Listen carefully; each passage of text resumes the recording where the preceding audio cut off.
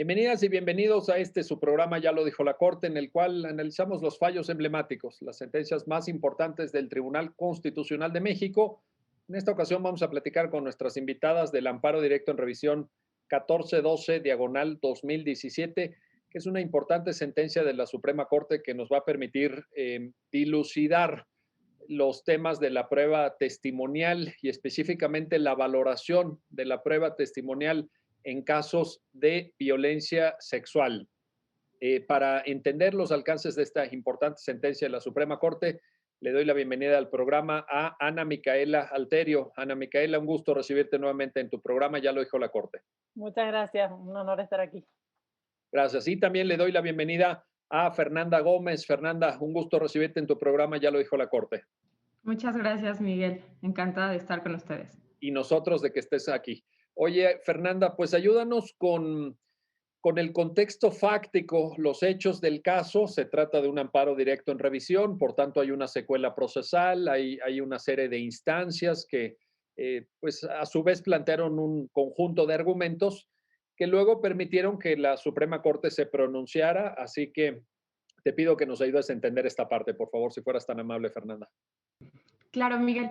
Pues mira, les cuento. Una mujer denuncia a su expareja por violación después de haber sufrido violencia moral y física por su parte. Antes y durante de los hechos denunciados, como ya lo decías, pues es un tema en materia penal. Se denuncia una violación. Y antes de entrar un poquito a la secuela procesal, pues me gustaría relatarles un poquito más los hechos. La víctima conocía al imputado pues de hacía más o menos 5 años, mantuvieron una relación sentimental durante alrededor de 2 años y pues él la amenazó constantemente para reunirse con él, entre otras cosas con hacerle daño a su familia, con golpearla o incluso enseñar videos con contenido sexual privado que también se había grabado sin el consentimiento de ella, ¿no? Entonces, pues al final ella tenía muchísimo miedo de que entrara por la fuerza a su casa o lastimase a su mamá y por lo tanto ella accede a reunirse con él. Al momento de encontrarse, él le enseña una pistola, le ordena subirse al auto y también le retira el celular. La lleva a un hotel y ahí es donde la viola. La mujer pues obviamente relató que estaba paralizada por el miedo. Relató que también pues la persona había grabado videos sexuales sin su consentimiento, como ya les decía, y pues la amenazaba diciéndole que si no hacía lo que él quería, pues la iba a golpear y también enseñar estos videos, ¿no? Entonces, pues la obligaba también a mantener relaciones sexuales con él y pues diciéndole que lo complaciera. En este caso, pues la víctima denuncia y lo que sucede es que se lleva a cabo un juicio oral penal, en primera y segunda instancia lo absuelven. Y bueno, una vez que se absuelve en primera y segunda instancia, la víctima o la mujer promueve un juicio de amparo directo, el cual se concedió para efecto de, por un lado, dejar insubsistente la sentencia dictada por la sala, en este caso en el toque de apelación, y para que se emitiera una nueva, en la cual se partiera de que sí existía violencia moral por parte de la persona imputada, en este caso su expareja, y una vez que se había determinado esto, pues que se pronunciara sobre la acreditación de los elementos del delito de violación y en su caso, si existía responsabilidad del imputado. Entonces, una vez que la sala retoma el estudio, pues concluye que el hombre sí era penalmente responsable por el delito de violación, le impuso una pena de prisión de 12 años, 6 meses y el pago de cierta cantidad por concepto de daño moral. Una vez que sucede esto, pues el quejoso promueve un juicio de amparo directo en el que alega distintas cuestiones. La que nos compete para efectos de este amparo directo en revisión, pues es que el análisis con perspectiva de género que se realizó violó sus derechos a la seguridad jurídica y a la igualdad procesal, y pues que también se remite nada más a decir que pues la víctima, como era mujer, por eso se le había dado la razón, ¿no? El tribunal, a la hora de analizar esto, pues determina que se niega el amparo, resuelve que pues sí resolvió adecuadamente de acuerdo con los estándares de perspectiva de género y pues que no existía ningún problema y que incluso pues el hecho de juzgar con perspectiva de género conllevaba realizar un estándar de valoración de prueba pues especial. En este caso, lo que vamos a discutir a continuación sobre qué tipo de valor se le debe de otorgar al testimonio de la víctima. Y bueno, finalmente, pues dado que se negó este amparo, el quejoso, ahora recurrente en este asunto del 1412, pues interpone un recurso de revisión en el que, como les decía, pues determina que, o bueno, argumenta que las consideraciones se reducen a que la víctima es mujer y pues que la perspectiva de género no se aplicó correctamente porque entre otras cosas, pues la versión de la víctima no se corrobora con otros medios de prueba. Entonces, este sería un resumen, grosso modo, un tanto breve, sobre todo lo que sucedió tanto en los hechos y pues la secuela procesal hasta llegar ahora a la presentación de este amparo directo en revisión ante la Corte, pues que se resolvió por la primera sala en 2017. Muchas gracias, gracias Fernanda. Voy contigo, Ana Micaela. A ver, aquí tenemos un tema un tema probatorio, evidentemente, en primer lugar, un tema de, bueno, para poner el fondo, vaya directo, no quiero darle vueltas, un tema de credibilidad de la víctima también, por, incluso por la mecánica de hechos. Te pido una primera reflexión sobre esto, Ana Micaela, por favor. Sí, yo creo que el fallo va directo y justamente esa es la cuestión de constitucionalidad, porque no es una cuestión de valorar o no valorar de forma distinta la prueba, sino que ahí la cuestión de constitucionalidad que plantea el caso es si se debía o no aplicar la perspectiva de género y qué significa aplicar la perspectiva de género, ¿no? Y entonces yo creo que acá está el kit de la cuestión que podríamos poner para arrancar. Todo este tipo de valoraciones, incluso esto que decís de la credibilidad de la víctima, está inmersa en un contexto, ¿no? Y lo que hace la perspectiva de género es hacer visible ese contexto en donde operan relaciones de poder asimétricas que se ven reflejadas en las relaciones sociales, pero en este caso en las relaciones jurídicas, ¿no? Entonces, la perspectiva de género aquí está utilizada para dar, digamos, para darle, específicamente, justamente para lo que decís, darle un valor probatorio a el testimonio de la víctima cuando es un testimonio único. Entonces, ¿en qué contexto? Bueno, en un contexto de un delito por violación, es decir, un delito de violencia sexual. Entonces, acá ya hay un primer elemento contextual. Los delitos de violencia sexual se dan en un contexto donde normalmente no hay otros testimonios, ¿sí? Entonces, ni además, por supuesto, ni pruebas documentales, ni algo de donde, digamos, recabar esa prueba. Entonces, lo que ocurre es que en este tipo de casos se presenta los dichos, ¿no?, de la víctima como única prueba, ¿no? Y entonces la pregunta es, bueno, ¿es suficiente el testimonio de la prueba, perdón, el testimonio de la víctima o no?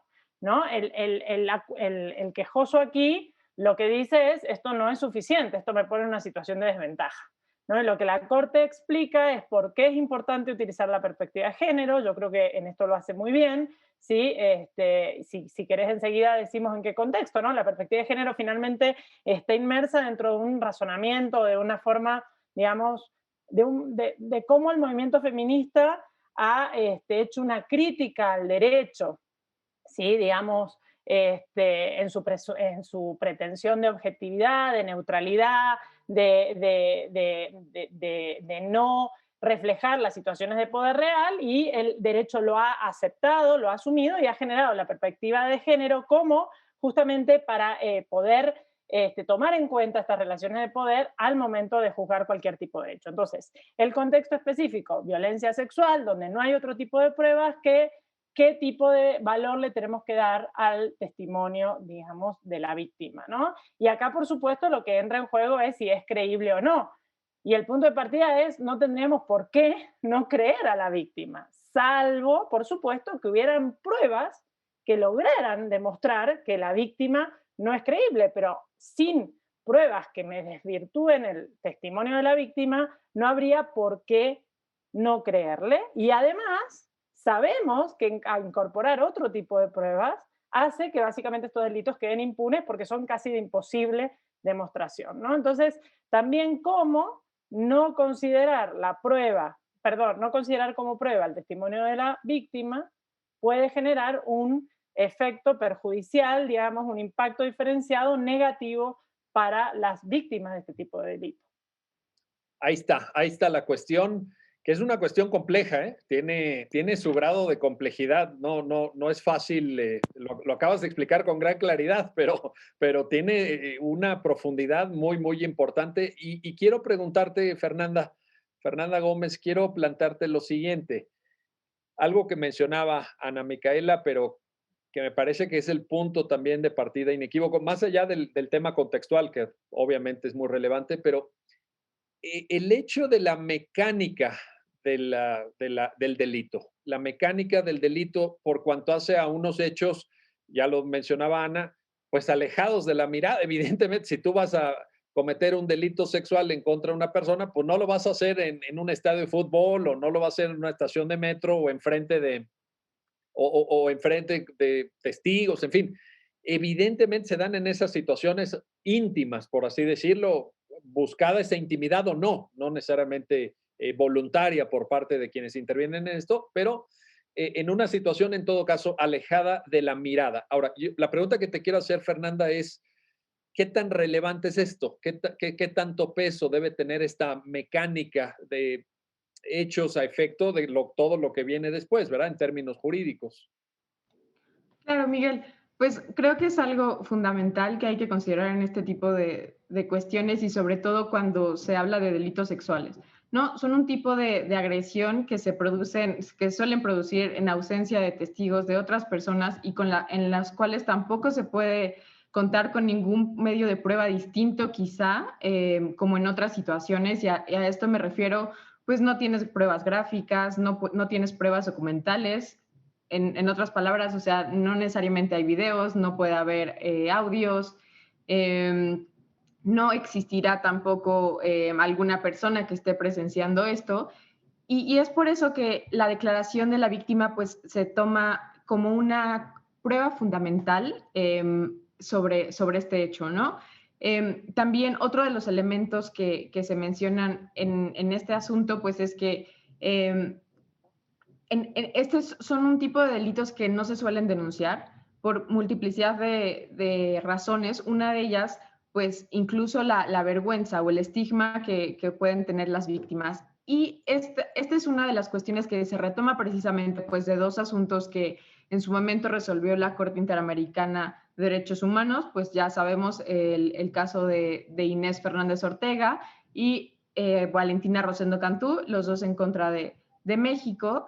Y pues aquí la Corte Interamericana empieza a establecer este tipo de elementos o de razonamientos que son de alguna manera pues los que retoma en este asunto la primera sala para determinar por qué se le debe de dar un valor distinto a este tipo de prueba. Obviamente, y esto podemos entrar un poquito más a discusión adelante, pues no es que como que solamente con el testimonio se va a determinar si existió o no algún delito, si una persona es o no responsable. Sin embargo, pues sí hay que considerar que en ausencia de otros elementos, a diferencia de algunos otros delitos, pues sí puede hacer una diferencia.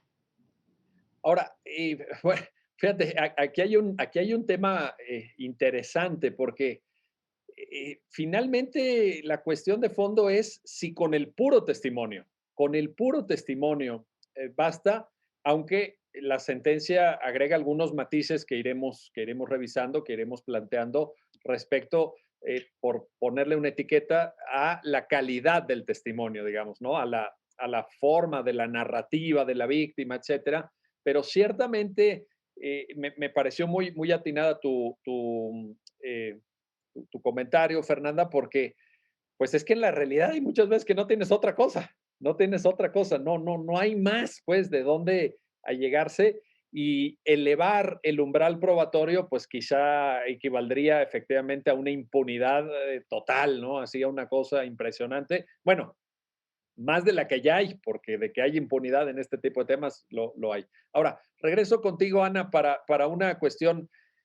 Me llama la atención en la sentencia, seguramente ustedes también lo observaron, la referencia que la Corte hace a la altísima prevalencia de este tipo de delitos. Es decir, es una cosa atroz, me llena de vergüenza decirlo,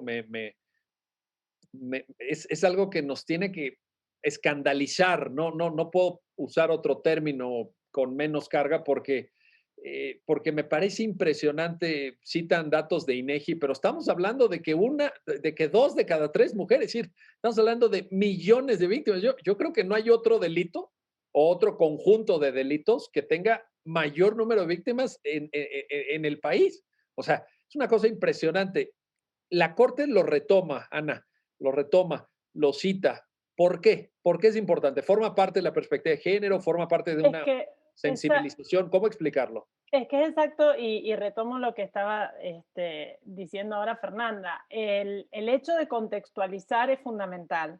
¿Por qué? Porque hay, digamos, como dos cuestiones a analizar, ¿no? Una es el contexto del caso, que nos va a estar dando elementos. Si estamos, por ejemplo, en un estado donde han habido alertas de género por violencia, donde sabemos que las tasas de este tipo de criminalidad son altas, sabemos que la impunidad es alta, etcétera, esto ya nos da un dato objetivo de la realidad que hay que tener en cuenta. Entonces, si viene una, y después tenemos el dato, digamos, del caso en particular ya. Pero entonces, si ya estoy en un contexto donde todas estas características se presentan, entonces, como juzgadora, digamos, yo tengo que estar alerta de que es altamente probable entonces que este caso responda a este contexto.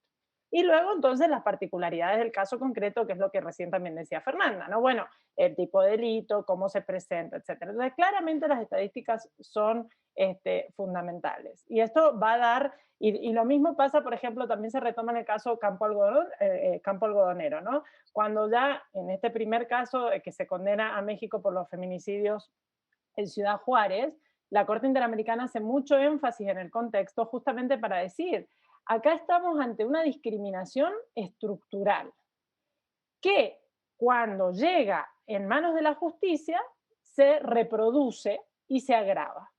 Se reproduce ¿por qué? Porque los mismos estereotipos que están discriminando en la realidad operan al momento de juzgar, ¿sí? Y además se agrava por dos razones. Primero, porque el mensaje que manda al repetir el estereotipo es una especie de validación, ¿no? Un mensaje de impunidad. En el caso concreto, si por ejemplo no se tomara en cuenta como fundamental el testimonio de la víctima, estamos reproduciendo algunos estereotipos que hace rato que estamos tratando de erradicar. Uno de ellos es que hay falta de credibilidad, que las mujeres mienten sobre este tipo de denuncias, ¿no? Que hacen denuncias falsas. Estadísticamente eso es falso, básicamente, ¿no?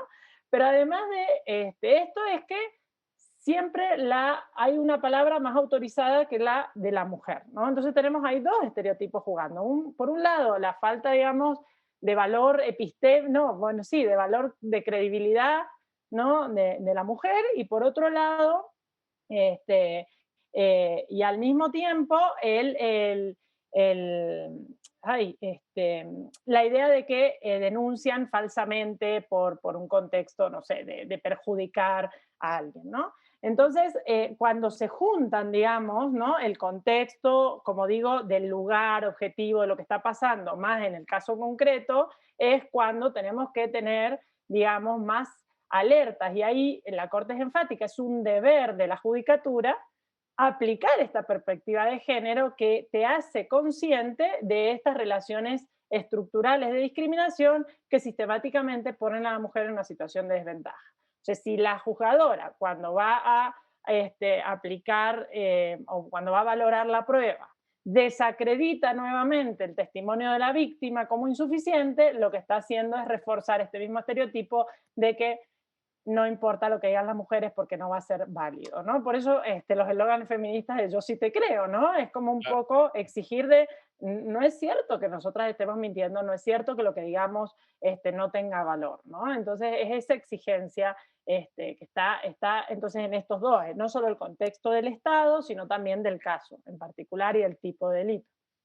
Oye, el tema contextual que efectivamente, como bien apuntas, estaba ya en campo algodonero y me parece que ahí hay un mensaje claro de la Corte Interamericana, y el tema de las estadísticas del cual se nutre esta sentencia que estamos hoy analizando, son importantes para sensibilizar o para ver, para visualizar de una manera distinta este tipo de casos, pero en todo caso hay que aclarar que no son suficientes para una sentencia de condena. También me parece importante poner de manifiesto que esta comprensión contextual, digamos, más amplia del tema, en, por la pura estadística, pues no daría el ámbito probatorio suficiente para una sentencia de condena, pero puede ser un excelente punto de partida.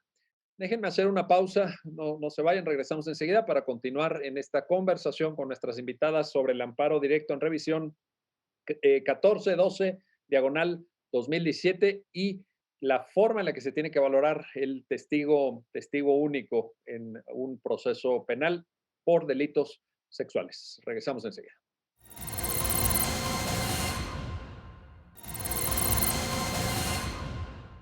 Ya estamos de vuelta, ya estamos de regreso para continuar en esta conversación con nuestros invitados alrededor de este amparo directo en revisión, el 1412 diagonal 2017. Y quiero regresar contigo, Ana Micaela Alterio, para plantarte lo siguiente. La sentencia, desde luego, da este contexto, recuerda, como lo hemos visto en otras sentencias, también en otros programas, la necesidad, la obligación de juzgar con perspectiva de género, la metodología para que esto se lleve a cabo, etcétera. Pero luego pone una carta a jugar desde el punto de vista argumentativo que quiero pedirte un primer comentario porque es la presunción de inocencia.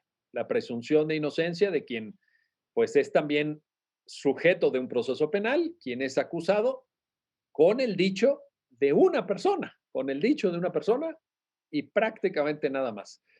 ¿Qué papel juega, qué importancia tiene, qué lugar merece en este tipo de cuestiones la presunción de inocencia, Ana?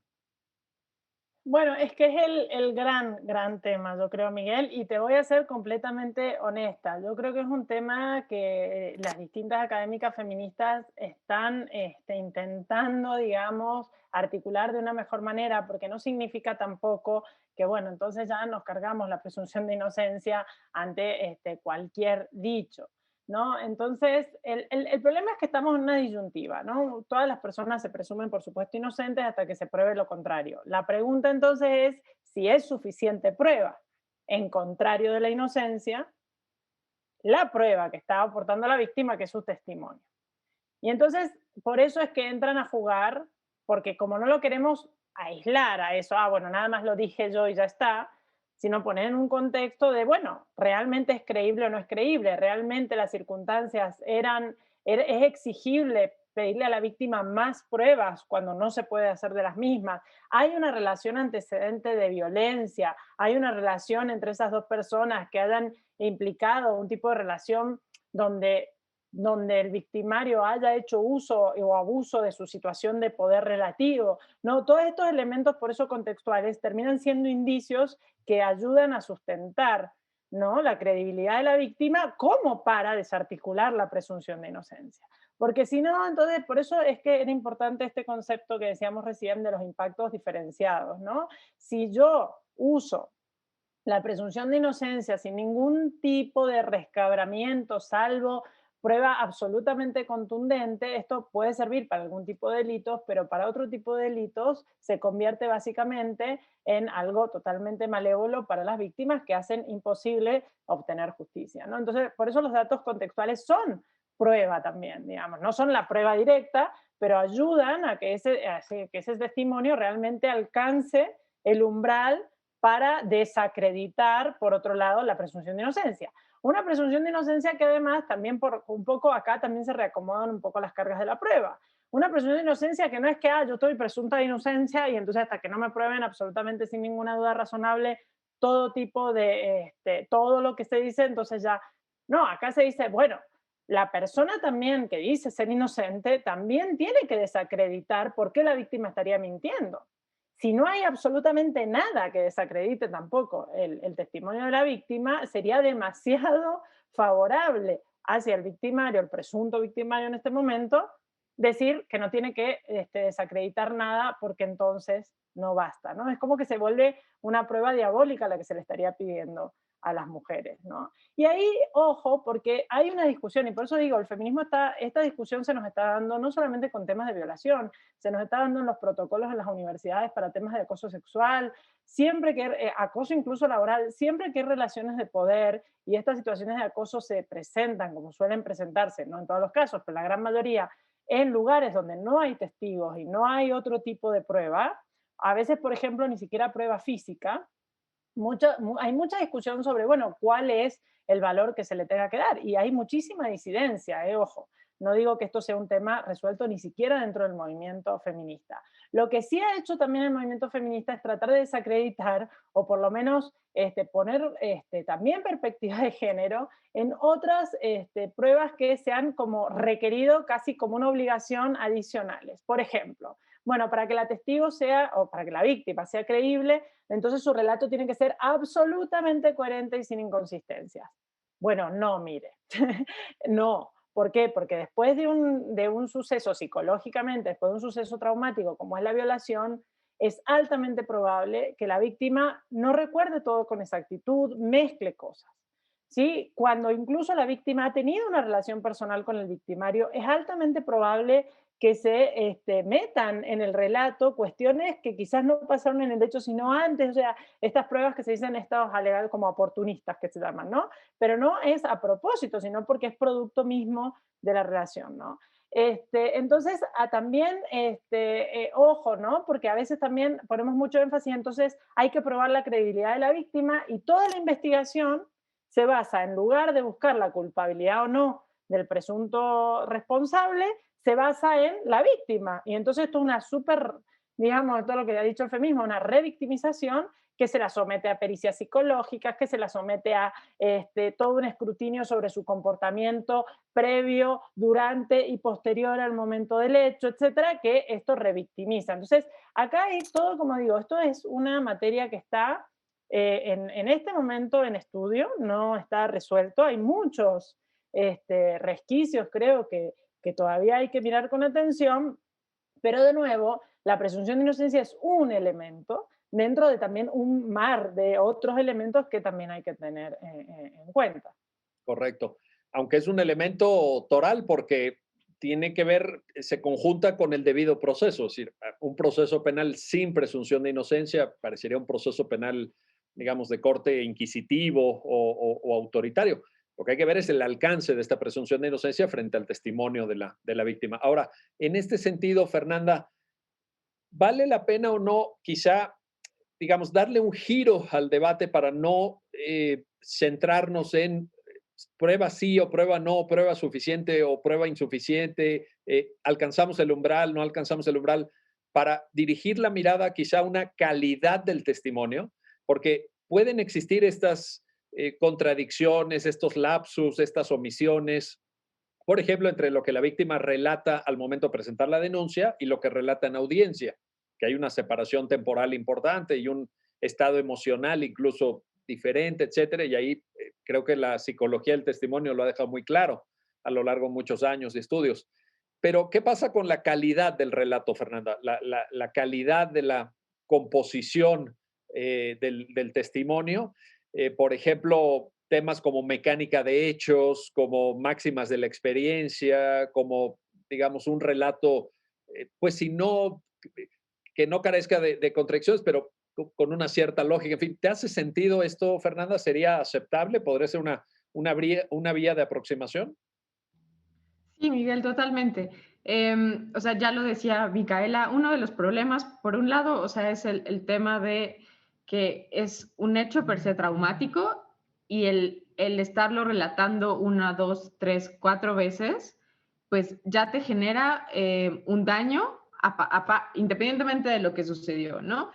Y por otro lado, pues tampoco puedes esperar que te lo digan con punto y coma las 50 veces que lo van a relatar, además de lo que genera en la persona. Entonces, claramente, o sea, si tienes que partir, como dices, de una especie o de cierto piso como de calidad de testimonio, pero con esto me quiero referir a pues tal vez no es tan relevante si dices, bueno, es que eran las 3:30 o no, es que eran 3:25 o 28, pero pues puedes decir, bueno, pues fue entre 3, 4 de la tarde o en la tarde, sucedió esto, llegamos a tal lugar. Entonces, al final, lo que hay que tomar en cuenta es no que todo el testimonio sea textual vez por vez, sino al final que lo que se esté contando pues tenga un hilo conductor que de alguna manera también lo que puede ocurrir y sucede muy a menudo es precisamente por lo que sucede en la psique de la víctima, pues no te puedes acordar tal vez de algunos detalles la primera vez o puedes incluso tener estos momentos en los que no sabes si ocurrió este elemento en particular antes o después uno de otro. Entonces, al final lo que hay que considerar es, como decías, pues la mecánica de hechos, que haya cierto seguimiento en qué fue lo que sucedió, pero pues tampoco podemos esperar que llegue el nivel de detalle todas las ocasiones. Y pues esto me lleva también a que en algunas de las ocasiones, pues lo que sucede o lo que se cuenta en este testimonio, pues también de alguna manera encuentra sustento en algún dictamen médico, psiquiátrico, en una examinación médica o en algún otro tipo de pruebas circunstanciales que pues le dan cierto, un poco mayor peso, más allá de además de tomar en cuenta pues los indicios y las presunciones. Correcto.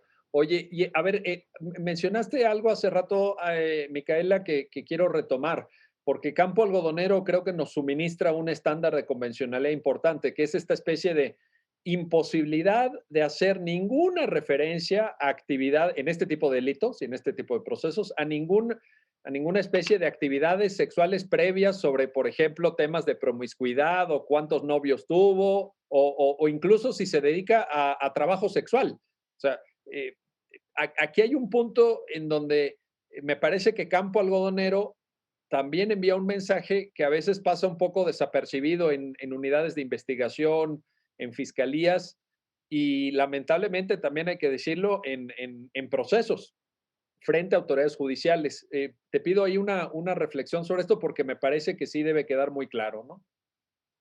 Exacto, es lo que justamente es la perspectiva de género, es esta de velar dónde están operando los estereotipos de género al momento de juzgar o valorar la prueba o incluso de tomar la denuncia, porque en Campo Algodonero se detectan parte de la condena del Estado, no es porque el Estado asesinó, la condena al Estado es porque el Estado fue omiso, digamos, tuvo de cualquier deber de diligencia en la investigación. Y parte de esa omisión de investigar era básicamente basarse en estereotipos de género. Por ejemplo, que la familia fueran a denunciar la desaparición de una niña y la policía le contestara se debe haber ido con el novio, se debe haber escapado, debe andar de loca por ahí. También usted, como también casi culpando a la víctima o a la familia de que no la cuidaba porque salió sola en la noche, porque se vistió de tal manera, porque no estudiaba, ¿no? Entonces, esto tiene que ver un poco con cuáles son los hechos relevantes en el caso. Nosotros tenemos un hecho que hay que tratar de probar y en el momento de que se interpreta, ¿no? Se subsume, digamos, el hecho particular en la tipología del caso, ¿sí? Se seleccionan hechos relevantes. ¿Y qué ha ocurrido? Que muchas veces por la cultura, esto que las feministas también han llamado no solamente la cultura machista de la que se habla en Campo Algodonero, sino que también se ha hablado mucho de la cultura de la violación, ¿no? Que se asumen ciertos comportamientos como normales cuando en realidad comportan violaciones, ¿no? Por ejemplo, tener relaciones sexuales con una persona en estado de embriaguez tal que no puede realmente ni resistir ni dar el consentimiento, ¿no? O, pero otro tipo también, decías vos, por ejemplo, una prostituta o incluso una violación dentro del matrimonio, ¿no? Culturalmente, nadie podía ver que ahí había violación. ¿Cómo va a ser que el marido viole a la esposa si se casó justamente para tener relaciones sexuales cuando quería? ¿No? Esta es la lógica, esta es la cultura de la violación. ¿Cómo puede ser Inaceptable. que haya violación si ella estaba borracha? Seguro que se puso borracha porque quería, ¿no? ¿Cómo puede haber violación si es prostituta, si a eso se dedica? Entonces no puede haber violación. Entonces todas esas cuestiones son cuestiones que culturalmente a veces están muy arraigadas y que en el momento de entonces de interpretar el hecho se toman como factores relevantes para desacreditar que el hecho encuadre en la tipología de violación.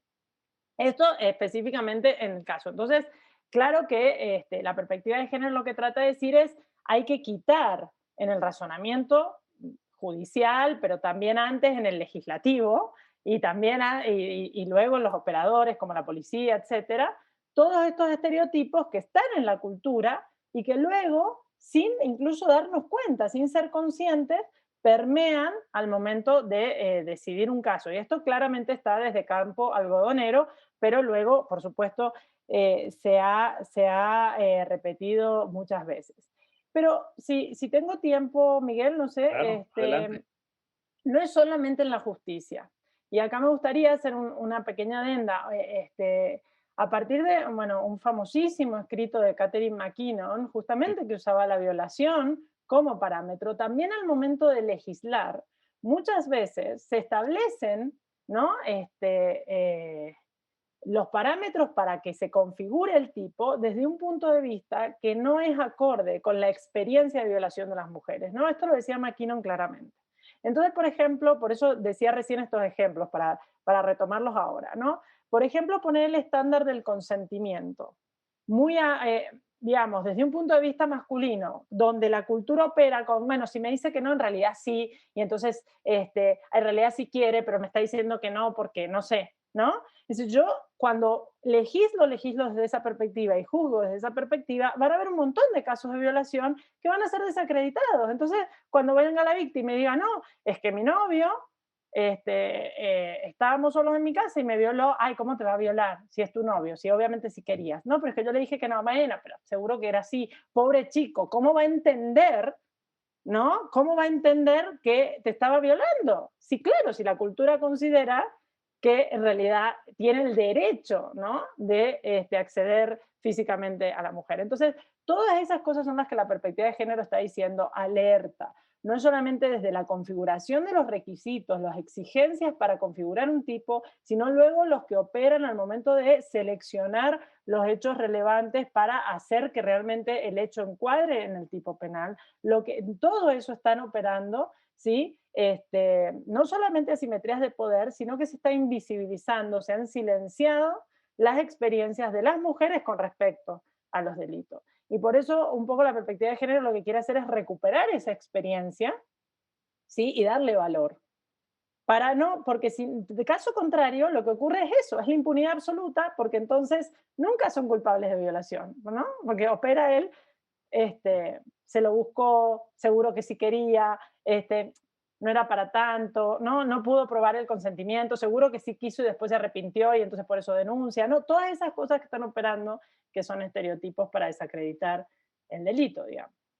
Y el tema del consentimiento es muy importante porque es la defensa natural que se usa en este tipo de casos, pues para desacreditar el dicho de la víctima, en ausencia, por ejemplo, de dictámenes médicos, dictámenes periciales, etcétera. Pues, ¿cuál es la defensa? Pues la defensa natural, es decir, hubo consentimiento. Entonces, el tema del consentimiento es muy importante. Yo creo que en el momento en el que estamos, Fernanda, Ana, me parece que hay que dejar claro que, y perdón por sintetizarlo tanto, pero solo sí es sí, solo sí es sí. Es decir, en esto no hay que tener ninguna duda ni ninguna ambigüedad. Todo lo demás, no, si no es sí, es no, ¿no? Evidentemente. Entonces, no podemos jugar con esto, no podemos jugar con esto, ni tenemos que ser tampoco laxos, porque si no se dan estas circunstancias. Bueno, déjenme hacer una pausa, no se vayan, regresamos enseguida para continuar en este análisis del amparo directo en revisión 1412 diagonal 2017 y el difícil, ya lo han escuchado ustedes, difícil, complejo tema del valor de la prueba testimonial en tratándose de delitos sexuales. Regresamos enseguida.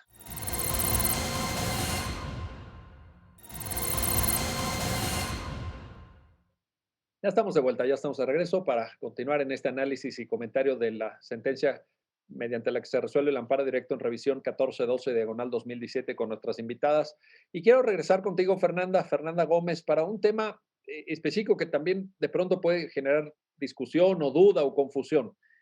Violencia para efectos de la determinación de un delito sexual, ¿es violencia física solamente? ¿Tiene que haber una especie de sujeción o que se le abalancen, que le sujeten el cuerpo a la víctima, etcétera? ¿O la violencia puede ser, digamos, de otra naturaleza? ¿Qué nos puedes comentar al respecto, por favor? Claro, Miguel, pues en esta idea de cómo tenemos en el imaginario las violaciones, pues muchas veces las pensamos que tienen que ser con extrema violencia física, que tiene que haber moretones o cicatrices o alguna otra, de alguna manera como algo visible a las personas, a terceras personas, y la realidad es que no. Y esto también lo aterrizo de la mano junto con lo que decía Micaela sobre pues a lo que estamos acostumbrados y acostumbradas a considerar en el consentimiento, ¿no? O que en una relación de pareja no puede existir violación. Y esto precisamente porque el hecho de que no haya violencia física no significa que no haya existido una violación. Puede ser que si existe en un caso particular, pues puede ser otra prueba u otro elemento que se debe valorar. Sin embargo, su ausencia pues no determina tampoco que no hubo, ¿no? Y a esto regreso, porque puedes tener casos como en la situación, por ejemplo, del caso que estamos analizando, te pueden apuntar con una pistola, te pueden amenazar con otra serie de elementos y la coacción ahí está. Simplemente no necesita tal vez llegar a un golpe para que pues, la persona se sienta coaccionada. Podemos también hablar pues, de violencia psicológica y emocional, o también podemos pensar en otros tipos de violencia. La Ley General de Acceso de las Mujeres a una vida libre de violencia, pues, o sea, nos tiene una serie de tipos de violencia, formas de violencia, y también por otro lado, pues las modalidades, ¿no? ¿Cuáles son los ámbitos en los que puede ocurrir? Esto también, pues, está bastante explorado, pues, tanto por la CEDAW y por la Convención Belém do Pará, y pues en este caso Comité CEDAW y el MESECVI. Entonces, no solamente tenemos que pensar en automático como hablar de violencia, equiparar la violencia física, sino pueden existir otro tipo de conductas, otro tipo de acciones que también pueden significar violencia. Simplemente yo diría que no son tan visibles al ojo de terceras personas, y pues eso obviamente no tiene que significar que una persona que dice que ha sufrido algún acto de violencia sexual pues puede no ser cierto, ¿no? Correcto. Ahí está el punto y que conecta directamente esto que mencionas, Fernanda, con el tema del consentimiento. Otra vez, puede haber formas de arrancar el consentimiento eh, a través de esta coacción moral o de esta violencia psicológica o emocional. Y el consentimiento que cuenta, el único que cuenta, pues es, valga la redundancia, aunque parezca muy obvio, hay que decirlo, pues el consentimiento voluntario, el que libremente se expresa, no una especie de disimulo o incluso una paralización, como muchas víctimas lo relatan. Simplemente se queda paralizada la víctima porque está presa de un pánico, de una afectación psicológica, y no tiene la capacidad de reacción ni de rechazo, que por cierto esto también se ha discutido. No, es que la víctima no rechazó todo el tiempo que duró la violación, no estuvo rechazándolo ni manifestando su oposición. Pues no, es que no es necesario. Y ahí viene mucho el consentimiento, el solo sí es sí, solo sí es sí. Oye, pero a ver, Ana, a ver, esto no quiere decir, sin embargo, que el proceso penal deje de ser contradictorio, es decir, que pueda ejercerse la contradicción, que puedan también la parte, evidentemente el imputado pues tendrá su derecho a decir lo que se quiere y tendrá que ser valorado. Hay un principio de igualdad entre las partes. O sea, quiero también dejar claro este punto, Ana, porque no podemos tampoco inclinar la balanza, digamos, decididamente, aunque venimos de un contexto de impunidad, aunque la violación forma parte de la cultura y las mujeres la sufren mayoritariamente, pero hay reglas en el proceso penal, hay un principio de contradicción, en fin, ¿te hace sentido esto? ¿Cómo entenderlo? No, por supuesto. Yo creo, Miguel, que hay una como falsa percepción del hecho de que se utilice la perspectiva de género significa siempre darle la razón o siempre beneficiar a las mujeres. insisto, no es eso, es simplemente que en el curso de un procedimiento se alerte sobre esas, digamos, asimetrías que históricamente, pero también en el momento, juegan en contra de la mujer para equilibrar, pero no para desequilibrar al revés, todo lo contrario, o sea, está desequilibrado, digamos, ¿no? O sea, lo que trata de hacer la perspectiva de género es equilibrar, no para beneficiar, de nuevo, no para entonces castigar a cualquiera y por cualquier cosa, no, obviamente se sigue el mismo procedimiento, se pueden establecer periciales, se pueden establecer un montón de pruebas, por supuesto que hay, cuando se hace la valoración también se toman en cuenta, por supuesto, las declaraciones de la presunta víctima y demás, pero no es que entonces, porque hay perspectiva de género, entonces siempre que la mujer denuncia, entonces ya hay una condena, ¿no? Y es importante esto porque entonces, porque si no se pierde como el eje, ¿no? El porcentaje, ahora no me acuerdo bien la fuente, pero el porcentaje de denuncias falsas en materia de violación no llegaba al 1%. En cambio, las denuncias por violación son ínfimas con respecto al monto total de las violaciones. Y sobre esas ínfimas que sí se denuncian, el porcentaje de condenas, además, es también del 1 o 2%, entonces es una brutalidad. Entonces, realmente en ese marco, pensar, o a priori, digamos, partir de la idea de que la víctima miente, que es como, digamos, ha sido la norma, es exactamente lo contrario de lo que dice esta sentencia, que es no. No podemos presumir que la víctima miente. Vamos a partir de la idea de que la víctima dice la verdad. Pero ojo, no solo en los casos de violación. En cualquier juicio penal se parte de la idea de que los testigos están diciendo la verdad, porque si no también sería imposible, ¿no? Juzgar en todo proceso, cuando hay testigos, se presume que el testigo está diciendo la verdad. Entonces, como acá el único testigo es la mujer, simplemente se le da un valor preponderante porque por la justamente dificultad de conseguir otras pruebas. Pero eso no significa, insisto, en que entonces va la víctima, denuncia y el otro día la persona va presa. No, el procedimiento penal, por supuesto, sigue todas sus etapas, todas las dos partes pueden aportar pruebas, pueden desacreditar la prueba, etc. Oye, a ver, y en este mismo sentido, Fernanda, a mí me gusta mucho esta sentencia, me parece que el criterio de fondo que la Corte expresa es un criterio extraordinario y que además manda el mensaje que en un país como México pues hay que mandar y esto hay que aprovechar cada oportunidad para repetirlo. Pero hay algo que no observo en la sentencia y te lo quiero plantear, Fernanda, que a lo mejor es un poco técnico, a lo mejor es un tema pues solo de abogadas y de abogados, pero en fin, pues finalmente nosotros nos hemos formado ahí y es lo que nos gusta y lo que nos apasiona. Pero te lo pregunto así, ¿no da cuenta la sentencia de cuáles fueron los argumentos que en primera y segunda instancia llevaron a la absolución? Porque yo me imagino que debe haber ahí alguna argumentación. No creo que esta absolución haya salido de la nada y más que se reitera en una segunda instancia. Y esto creo que parte, Fernanda, de una visión que a veces la Corte ha exagerado en los ADR, sobre todo, en los amparos directos en revisión, cuando dice, el tema de prueba es un tema de legalidad ordinaria, no es un tema de constitucionalidad, yo no me puedo meter, lo que haya considerado el juez en la primera instancia o la sala en el recurso de apelación, pues lo doy por bueno, ¿no? Lo doy por asentado, pero yo en eso no voy a meter porque yo soy un tribunal constitucional.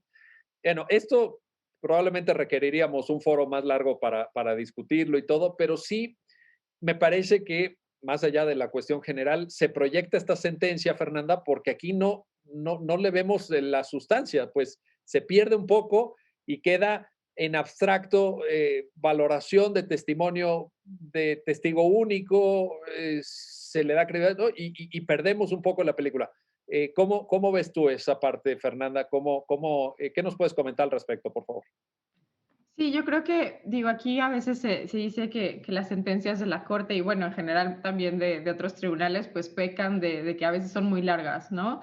De que puedes tener decenas de páginas y a la hora de leerlas, pues tal vez es mucha información o a veces se piensa que se pudo haber dicho lo mismo en menos párrafos. Entonces, o sea, yo creo que de alguna manera, pues también es importante, por un lado, pues considerar, o sea, qué tipo de información es relevante o no tener como parte de toda la sentencia y pues como bien lo indican, pues no tenemos como tan claro qué fue lo que se resolvió en primera y segunda instancia para absolver. Lo que sí está un poco claro, y ya se los decía anteriormente, pues es cuando la víctima presenta el primer amparo de esta secuela, que el tribunal colegiado lo concede para que la sala nuevamente estudie el asunto y en su caso pues estudie las pruebas, pues ahí lo que ordena es, bueno, sí, a partir de lo que estoy viendo, que no sabemos bien qué fue, sí hubo violencia moral, por lo tanto, sala estudia estas pruebas y pues ahí ya la sala fue que determinó que sí había, bueno, que la persona sí era responsable por violación y pues ahí ya siguió la secuela de lo que ahora se resolvió en este amparo directo en revisión, el 1412. Entonces, pues de alguna manera creo que nos regresa al punto anterior en el que hablábamos de no es necesario que haya violencia física, quizás, y pues nos vamos a quedar un poco con la duda, pues porque no tenemos acceso al expediente, pero quizá a partir pues de este tipo de conductas que hubo, se puede determinar que sí existió pues esta coacción, que no era nada más porque ella dijo que no y él dijo que sí, de alguna manera pues nos llevó a que existiera este elemento y de ahí pues se determinara en segunda instancia pues que sí hubo, sí había elementos necesarios para sentenciar por violación. Correcto. Ahora, nos quedan 2 minutos de programa, Ana Micaela, pero no quiero despedir el propio programa sin plantearte esto.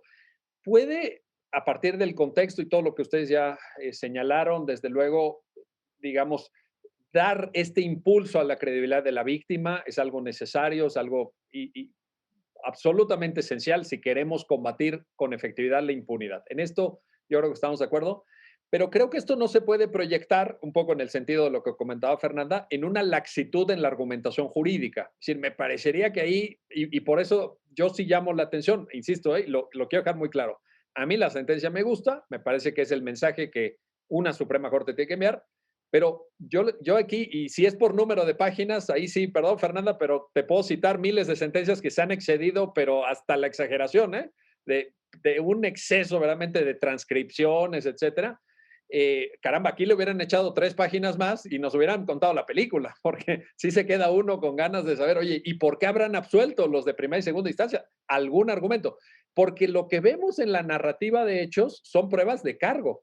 Lo que no veo yo citado en la sentencia son las pruebas de descargo. Entonces ahí, argumentación jurídica, pero fina, de la buena, ¿no, Ana? También.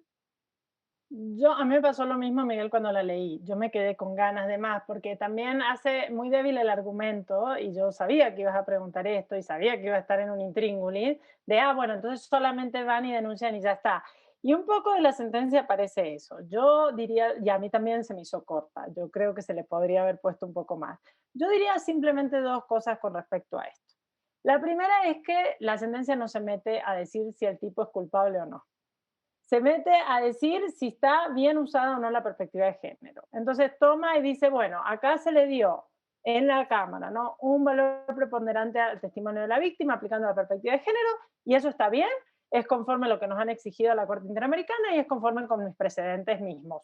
Y yo ahí ya lo expliqué porque estaba bien. No porque en el caso concreto eso fuera determinante para la pena, eso ya lo valoraron ustedes, sino porque está bien aplicado. Entonces, en ese sentido, claro, nos quedamos sin la película, pero como que la Corte dice, yo esto ya lo dije y esto es así, y sigan aplicándolo así en cada caso concreto, y se salva diciendo, obviamente no es el único elemento, pero ustedes eso ya lo saben, porque ustedes ya vieron el expediente y nosotros nos quedamos sin esa idea. Ese sería un punto. El otro punto es que tenemos como eso, ¿no?, un contexto de muchísimas ya sentencias donde sí tenemos detalles, sobre todo las de la Corte Interamericana, ¿sí? Muchísimos casos de violencia sexual, ya no solo entre privados, sino por parte de las fuerzas de seguridad, los casos de Valentina e Inés, o el caso mismo Atenco. Sabemos que esto es una práctica sistemática, sabemos que en México hay discriminación estructural contra las mujeres, y creo que entonces la Corte quiere en esto ser muy clara y decir, esto no lo podemos tolerar más, ¿no?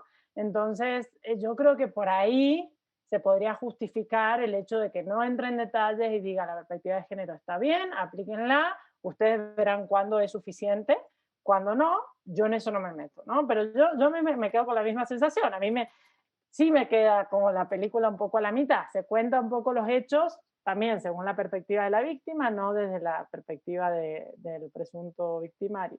Pero voy a decir una cosita más. Sí, claro. Ya lo ha hecho la Corte. Por ejemplo, en Mariana Lima, cuando llega el caso de Mariana Lima, que se aplica la perspectiva de género también para la investigación de un feminicidio y de una investigación penal. Ahí la Corte lo hace perfecto, dice punto por punto, usted debió valorar esto y no lo hizo, este era un hecho relevante y usted no lo tomó. Acá tendría que haber al menos barajado la hipótesis de un feminicidio y la descartó in limine, dándole la razón inmediatamente al victimario, ¿no? Entonces ya lo ha hecho la Corte. Entonces yo creo que acá también era como, bueno, ya lo he dicho 100 veces, simplemente háganlo, ¿no? Entonces, por eso yo creo que no hay tanto detalle a lo mejor. Ese que mencionas es un buen ejemplo porque también en la sentencia hay una nota a pie de página donde citan un criterio jurisprudencial en donde señalan la necesidad de que en el proceso penal se pongan a jugar las hipótesis de cargo con las hipótesis de descargo y se tengan que analizar conjuntamente, no solamente una, sino... Y fíjate, Miguel, que la Corte no declara culpable a la persona. Simplemente dice, apliquen la perspectiva, y acá lo mismo hace, no declara culpable. Correcto. Dice, si ustedes ya lo declararon culpable porque valoraron la prueba y la valoraron bien, pues yo entonces no me voy a meter. No es la función de la Corte. Por eso creo y que además, tienes toda la razón, pero además recordemos que es un ADR, es un amparo directo en revisión, no es un proceso penal ordinario y no es un proceso ni de recabar pruebas, ni desahogar pruebas, ni nada. En esa parte sí estoy de acuerdo. Yo, insisto, me parece, y lo expreso como una preocupación técnico-jurídica de estas formales, aburridas que nos gustan a los abogados y abogadas, pero que es el alcance de los temas probatorios en el ADR, porque hay muchas sentencias, me parece que está un poco parte de eso, y esta ponencia que la hizo, pues es la que más se ha metido en temas de razonamiento probatorio, pero parece que hay una cierta tendencia donde dicen, el razonamiento probatorio no es de relevancia constitucional, las pruebas son de proceso ordinario, sea materia laboral, civil, familiar, penal. No, yo creo que no. Yo creo que el razonamiento probatorio es un tema constitucional y que tiene que ser decidido por un tribunal constitucional, no para volver a interrogar a un testigo, evidentemente, ni para solicitar un nuevo peritaje, pero sí para decir esto cómo funciona, ¿no? Por lo menos pruebas de cargo y de descargo, en fin, ahí está. Fernanda Gómez, Ana Micaela Alterio, gracias, mil gracias a las dos por ayudarnos a entender esta sentencia y por estos valiosísimos comentarios sobre un tema tan importante, sobre un tema tan sensible en donde no podemos equivocarnos. Y lo digo como país, no lo digo por quienes están viendo el programa ni por quienes hacemos el programa. Como país, con esto no podemos jugar. Esto es gravísimo y estamos todos en la decisión de combatir la impunidad contra los delitos sexuales. Gracias ambas. Y gracias a usted que hace posible su programa, ya lo dijo la Corte, en el cual analizamos los fallos emblemáticos, las sentencias más importantes del Tribunal Constitucional de México. Hasta pronto.